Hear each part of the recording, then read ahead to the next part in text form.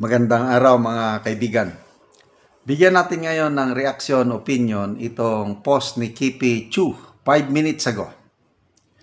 Nag-release si Manay Laila de Lima, ng statement a few minutes ago defending Lenny against Trillanes' claims that Lenny is pro-Sara and anti-ICC. Ha ha ha ha. So, away-away na sila.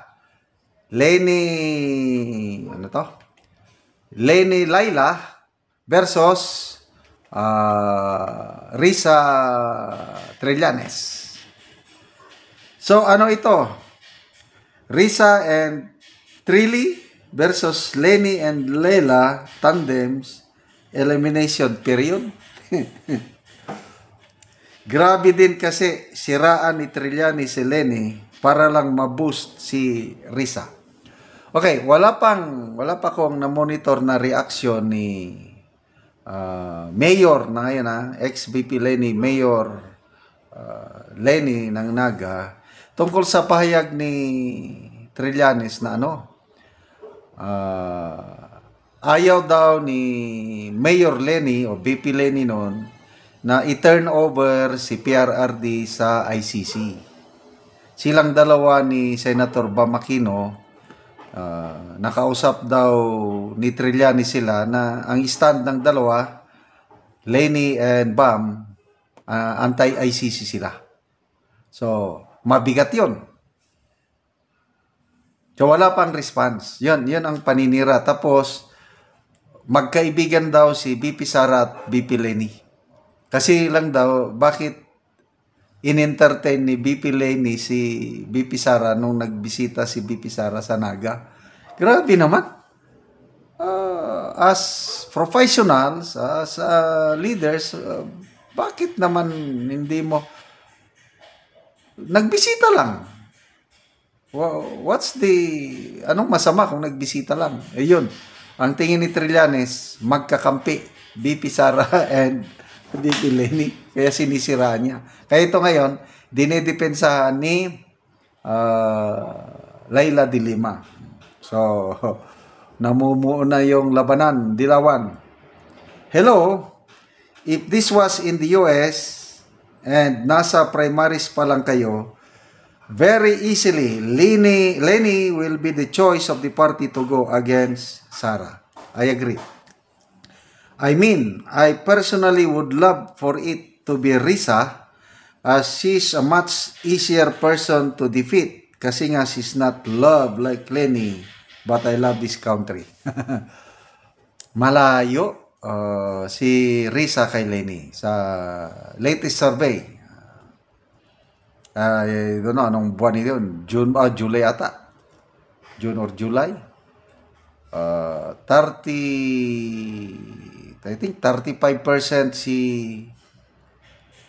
VP Sara, yung kanyang preference rating, 19% si VP Lenny.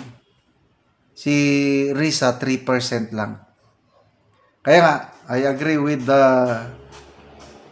Kipichu na mas maganda kung si Risa na lang kandidato nila dahil chicken feed, madaling talunin ni VP Sara kung si Risa. But for Lenny, may solid supporters si VP Lenny. Mas malakas. Even if Risa is much easier to defeat, I think Lenny would be more dignified, as I don't think she'll be gossing up to Martin Romualdez like Risa seems. Yan. Hindi mo basta-basta madiktahan or may sariling prinsipyo rin si VP Lenny. Risa, pwedeng yan, bali-balimbring yan. Basing on her past actions when she's courting endorsement, Risa is a political butterfly. Yan. She even went to Davao and had Duterte promote her. Nakakalimutan ata ni Trillanes yun. Trillanes, who, by the way, begged PRRD to get him as a running mate.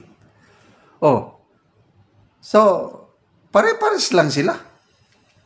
Mas okay pa si VP Lenny na may sariling paninindigan. Kaya kung bakit galit si Trillanes ngayon kay Duterte dahil inindiyan ni PRRD o Mayor Digong si gustong-gusto niya noon makarunning mate si PRRD. Inindiyan kaya ngayon galit siya kay PRRD. So she also never strongly calls out the Marcoses and Romualdez. At least Leni calls out BBM. Yan. Hindi nga tunay ng opposition si Risa Ana-ana lang. Si Leni ang tunay na opposition. Kaya even if Leni is a harder candidate to defeat with kakamping solid fan base, for the sake of the Philippines, I would rather her be the option as candidate. Okay. In kaso lang wala nang ibang kandidato. Si VP Sara nag-succeed sila na natanggal. Kaso lang ito. In kaso lang. Hindi na siya pwedeng makatakbo. At the only candidate na lalaban sa presidente na haharap kay Speaker Martin Romualdez is si Madam Leni. Boboto ako kay Madam Leni. Mas malayong mas okay siya kaysa itong mga Marcos Romualdez na mga kandidato. Sayang. Hindi tayo, nabudol kasi tayo. Mayroong survey na kinantak ng Pulse Asia ba o na tinanong mga respondents, ang sagot is, maraming sumagot na Leni would have been a better president now compared dito kay Marcos Jr. And I agree. Itong mga nangyayari ngayon, talagang laking pagkabudol natin. But anyway, manood na lang tayo habang nag-aaway-away sila. Si Trillanes, talagang gustong-gusto niya si Risa ang maging kandidato nila kasi siya daw ang may balls, siya daw ang hahabol sa mga pananagutan ni VP Sara in case na hindi mag-materialize ang impeachment. So, pag nagpresidente si Risa, ayan, hahabulin niya si VP Sara. Okay, salamat mga kaibigan sa inyong pagsubaybay sa ating channel. Nakakatulong kayo ng malaki sa tribong Talandig ng Bukidnon dahil ang income natin sa channel na ito is pantulong sa tribo. Mayroon tayong livelihood assistance sa kanila. Nagpapatanim tayo ng saging lakatan at Arabica coffee. Panoorin nyo ang video na ito. Nag-aaral ako sa area ni Boboy og ako siyang bisitahon. Ug mauna ni ang kape nga iyang gitanom. Nindot gid kayo nga mga sidling. Mayong buntag diya. Ay, mayong buntag pod. Mananom tag kape. So puro dan og iti ang imix. Puro dan. Akong gibutang imix sa iti.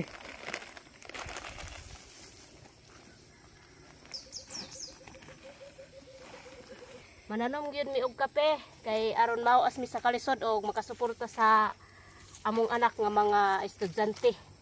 Oo. Salamat gyud kaayo sa Ginoo og sa nagtan-aw sa video. Yakan po malit.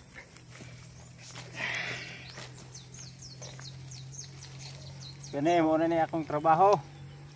Maglampas, maghinno ni abangag dala tanom. Aron ang akong magyan nanay tanom. Kumpleto na daan. Oo. Og salamat pod sa gatanaw sa video og kaning nagsuporta aning similya nga kape. Na makatanom na gid mi nga naami makasuporta sa mga bata nga aron pag-inspirayan sa pag-eskwela. Karon daghan-daghan gyud ang ilang natanom nga kape. Pila din ni kapunuan ninyong kape? 350 ang among natanom og amo paning dugangan aron sa pagsuporta sa among anak sa ilang pag-eskwela. Oo. So luag na gyud kaayo ang ilang natamnan og kape. So muna ni ang ilang area.